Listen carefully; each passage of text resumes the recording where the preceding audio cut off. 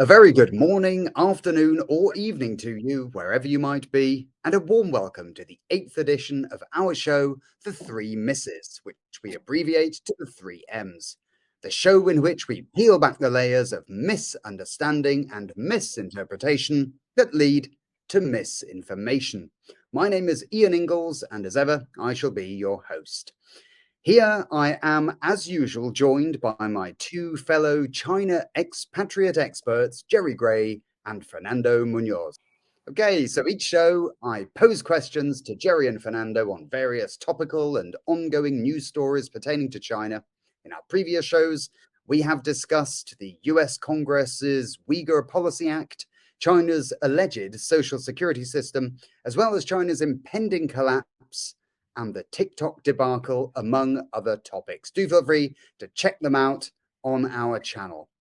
A point that I feel is worth mentioning every time is this, that the three of us together collectively have lived here in China for around 65 years, and during that time have had many a unique and rich and fulfilling experience of life and work in different parts of the country, which is something that many speculators, pontificators, and China so-called experts in the West cannot often claim to have. Okay, so today we are looking at the rise of China. One thing we always know we can rely on is that Western media are constantly looking at China and predicting its collapse. Now, Fernando, if I could bring you in first, please. Is China likely to collapse anytime soon? Well, the short answer, Ian, is no. But it's not to mean that there are no challenges. Of course, there are some. There is a problem in the housing industry, and we have talked about it before in another show. So you can click over here if you want to see that one. But the important thing to understand about this is that China did this deliberately to reset the industry, and it's what we call a soft landing. There's also a youth unemployment issue, but it isn't as serious as many other countries. There is an aging population problem, but people keep looking at the number rather than the percentage. Many countries have a greater problem than China when you look at it that way. And then we have experts like Gordon Chang and Peter Zayan. Gordon has been forecasting this collapse since the year 2000, and Peter has been saying it's likely to happen within a few days or months for as long as I've been aware of who he is. So yeah, it's important to keep these things into context, because it's not always as they paint it in the West. Then we are here to talk about the truth, the issues that are actually taking place, and to give them some dimension. So no, it's not collapsing. Okay, so it's not true, or at least it's not true quite yet. Did you know all employees in China are entitled to receive benefits from Social Security, which include retirement pensions, medical care, unemployment benefits, compensation for work-related injuries, maternity and paternity leave, a housing fund allowance to allow young employees to purchase their first home. And this is between 5% and 12%, depending on the area, and stops when it is drawn down for a home purchase. Contributions are made by the employer and can be topped up by the employee. Now you know. So, okay, Jerry, if the collapse is not happening, what is really happening?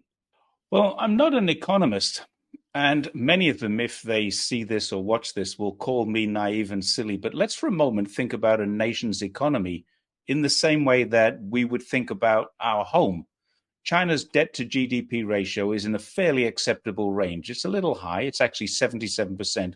Yet for some reason, many people think that's a terrible thing. So I tried doing just a little research to find out why they think China is collapsing, rather than just refute the fact that it is, because clearly it isn't.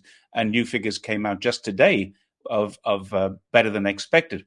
So imagine if you have a home, a job, and a salary. You owe presumably, if you owe more than you earn, how do you reconcile your books? Every month. And that's the only way, is by borrowing more on your credit card or from your bank. And that's why China's GDP is not a problem. But I do get it. It's a naive viewpoint. If you can't afford a house, you need to borrow money from the bank to buy one. But then you save your money on rent and repay the bank. So China's done that. It borrows from the bank and it invests. It hasn't yet maxed out its credit cards by going internationally. The USA's debt to GDP ratio is 126% and forecast to go higher. So the difference between the two economies is that China has built useful stuff using debt. It also has several different mechanisms to prevent that from becoming a serious problem. There's a pretty good article that I'm going to link from the South China Morning Post, which explains quite a lot about this. But basically, China has built infrastructure that allows more people to do more business in more places. And that alone would increase any economy. Well, so from what you've just said, it would seem that China is simply using its money in a mature and responsible manner, unlike certain other countries, perhaps. But what about inflation? Is that not going the wrong way in China? In other words, into negative figures. Fernando, I read recently that it was down to something like 0.1% in March. Is that true? Well, China had zero inflation for several months and 1 month of negative inflation just last month. It's floated back, but only just over zero. And over the last years or so, we've seen hundreds of headlines saying things like, oh, China has an inflation problem. This isn't a deflation issue. It's actually great. Listen, let's assume that you are a Chinese shopper. Would this be a problem to you? No, nor for me. So there's 20% of the global population that actually disagree with these headlines. But let's assume that we are economists once again. We're not, but let's assume. Why would this concern us? The answer is, if we're economists with socialist leanings, it wouldn't bother us at all. But there are many economists with socialist leanings out there in the West, and that's the kind of contradiction in it. So economists with capitalist ideas are concerned. This is one of the reasons why there's so many collapsing theories out there in the West. When a country has deflation, it means that there isn't enough money circulating. The people there can't afford to buy things. So the retailers and manufacturers need to reduce their prices in order to make sales. Things go down in price and people start to buy them again. As they buy the products up, there's less supply and so demand increases and prices rise. If they rise high enough, it's because more people want what can be produced to meet the demand, and that all makes sense. But China's inflation has just been stable. That's the point to keep in mind. Prices did increase, but the price of many raw materials decreased, and that takes the basket of prices down. This means that there are enough products in the shops to satisfy demand.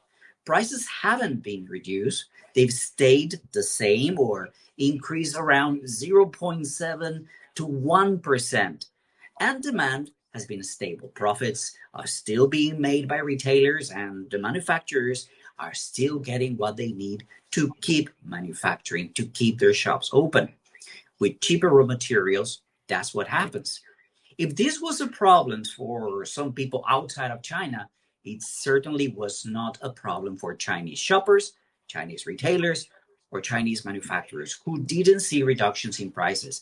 They saw some minor fluctuations, but prices and profits, they both have stayed the same for months, and their costs have come down. In fact, during the recent Chinese New Year, retailers saw incredible increases in their businesses.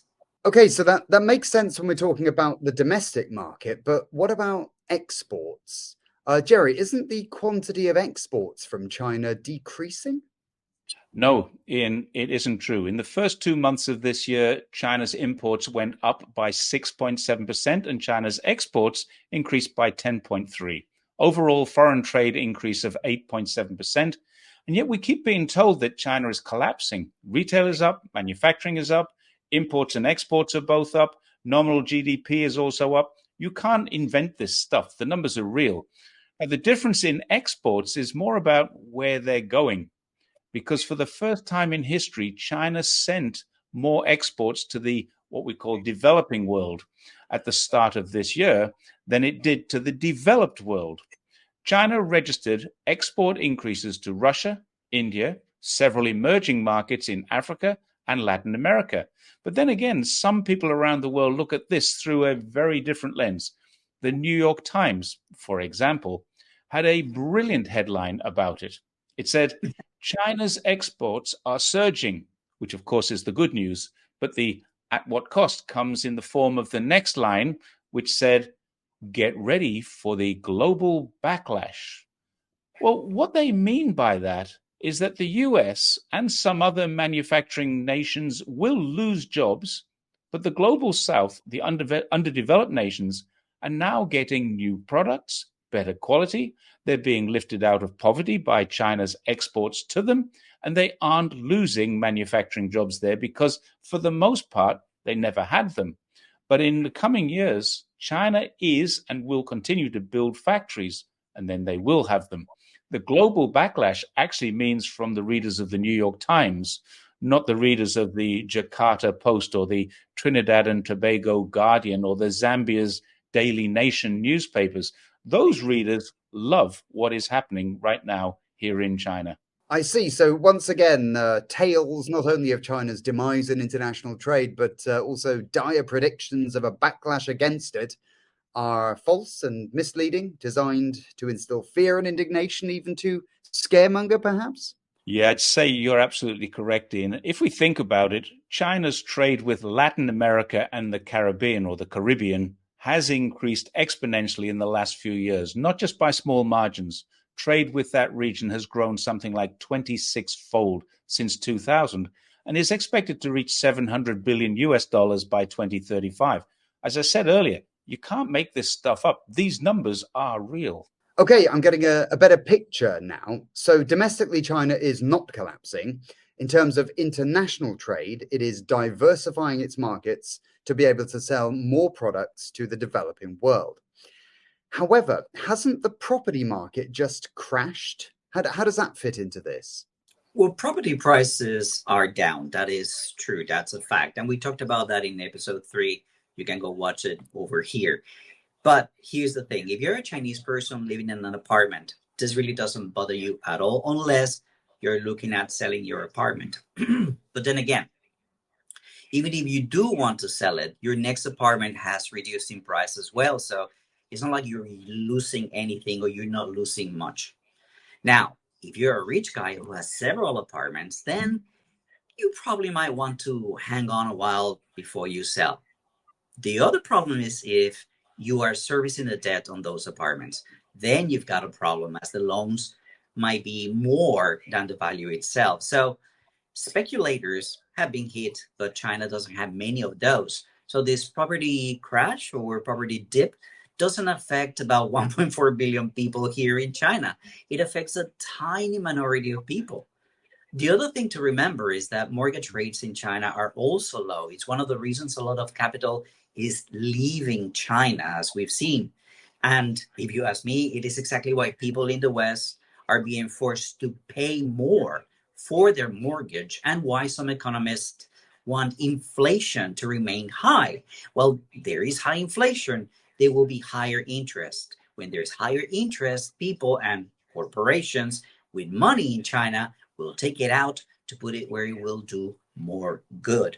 China's interest rates have not increased in several years and have come down to 3.45% more or less. So this is good news for homeowners, but of course, bad for investors. Many international investors are pulling their money out because they can get higher interest rates in the West, not because they have any fear of China as such or fear of a collapse. It's just that simple to understand. Okay, so China's inflation woes do seem to be a little bit over exaggerated then. What many economists, I suppose, would be thinking is if we reduce supplies, then the prices would need to go up. But what China's socialist government does is aim for stability, sort of, so that everyone is happy, basically. But wouldn't this put a downward pressure on the Chinese yuan, the Chinese currency, and make imports more expensive? Jerry? Yeah, Ian, it certainly does. But at the same time, it makes exports more affordable. And remember, where more of China's goods are now going, to the underdeveloped world rather than to the developed economies, many of them are trading in their own or in China's currency, the RMB or the renminbi yuan, which is known as either the RMB or the Chinese yuan. President Ruto of Kenya pointed out in a speech last year that when a country, he was talking about his own country, but any country in Africa trades with another country in Africa, they need to buy US dollars to conduct the transaction. And it's this which has really upset the economists and will really upset the US economy more than anything else. Because China is now saying through BRICS or through ASEAN or through the RCEP into the Eurasian Economic Union and several other trading alliances that they're in, and their countries there can deal in their own currencies or in RMB or in a range of other currencies.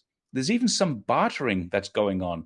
China is building schools in Iraq and getting paid in oil rather than money. The US dollar isn't being used. And this is another of the reasons why those economists are so angry and telling tales about China's economy or China's economy failing. They want the smaller countries to believe there's a risk that if they trade with China, they might not get what they're paying for, as China could collapse and default. They know it differently, but the readers and presumably the journalists of Western media haven't quite figured this out yet. Muammar Gaddafi thought that a US dollar monopoly was a bad idea, and he proposed a pan-African community with its own currency, similar to the European Union.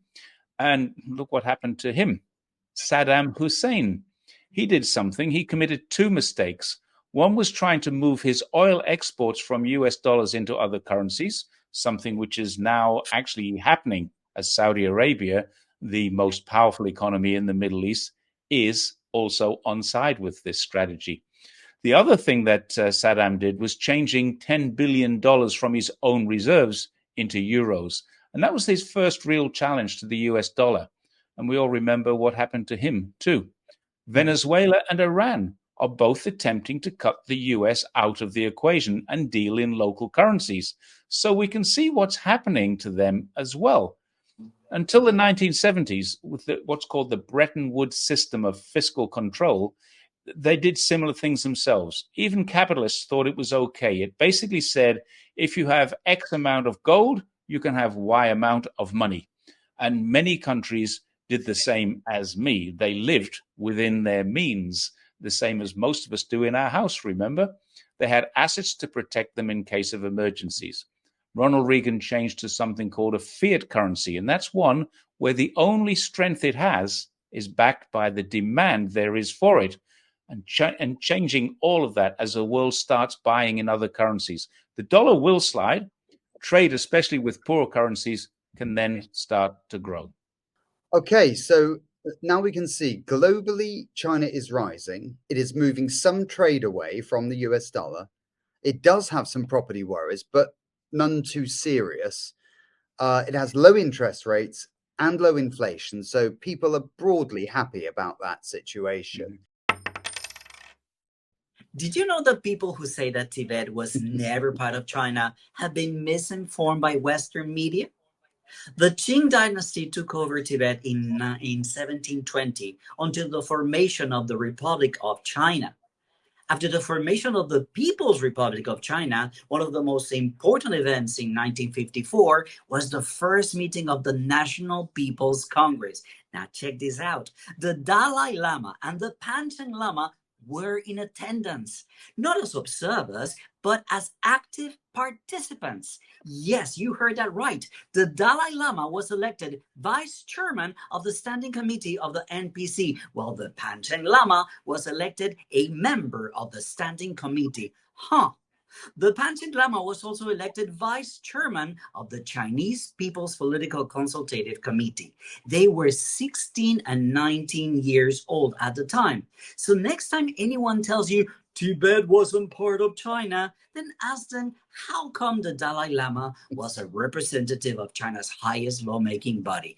That ought to be an interesting question. Because this CIA misinformation campaign, which is now 17 years old, we tend to forget to ask the right questions and we forget the important facts. But now you don't, because now you know.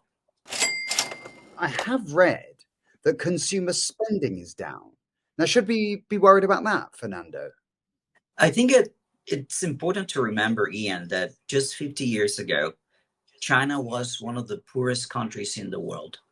The elderly here, the old people, the 50, 60-year-old people remember that very well. Even the middle age have grown up with some levels of austerity.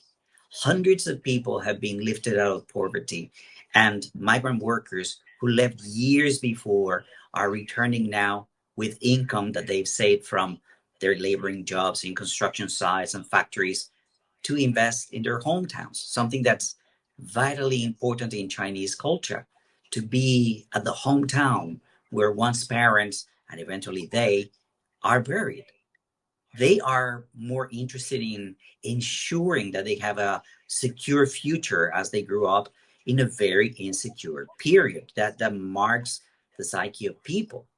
However, there is one Western media outlet that seems to have got this right. The US owned Foreign Affairs magazine has an article just a couple of days ago which explains it rather well. While it appears spending is down, the opposite is true. Income went up, savings went down slightly, and the only place left for money to go actually was into the pockets of retailers. One interesting fact they picked up that many experts miss is that while the number of house constructions commenced was down, the actual number of units completed increased a lot. For the first time in China's modern history, more homes were finished than were started. That is a huge change that has great repercussions and needs to be understood clearly. And here's the big number. When real estate investments are excluded from the equation, all other private investments increased by 10% last year. In fact, China is not falling. It is not collapsing. It is not even stumbling. It is still rising. And if the US dollar reduces in strength, which it will when the US drops interest rates, as many predict they must do very soon, the yuan will strengthen and China's GDP will grow twice as fast as the USA's. The irony is that if the USA doesn't drop interest rates and doesn't control its own inflation, which is currently 3 times higher than China's, then the people in America will suffer. And they will suffer a lot more than the people in China will, because having a strong dollar is the issue. That's the reality. Now, what you read in the media is really just a distraction. So it would appear that China's economy, while not perfect and having its own shortcomings, is still on the rise and is showing no significant signs of faltering.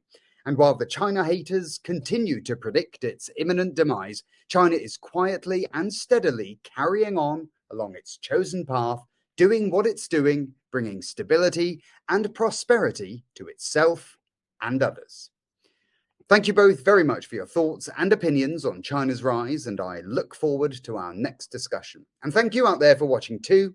Feel free to comment, press the like button, share, and above all, subscribe to our channel. And we shall see you next time for more China insights on the 3Ms.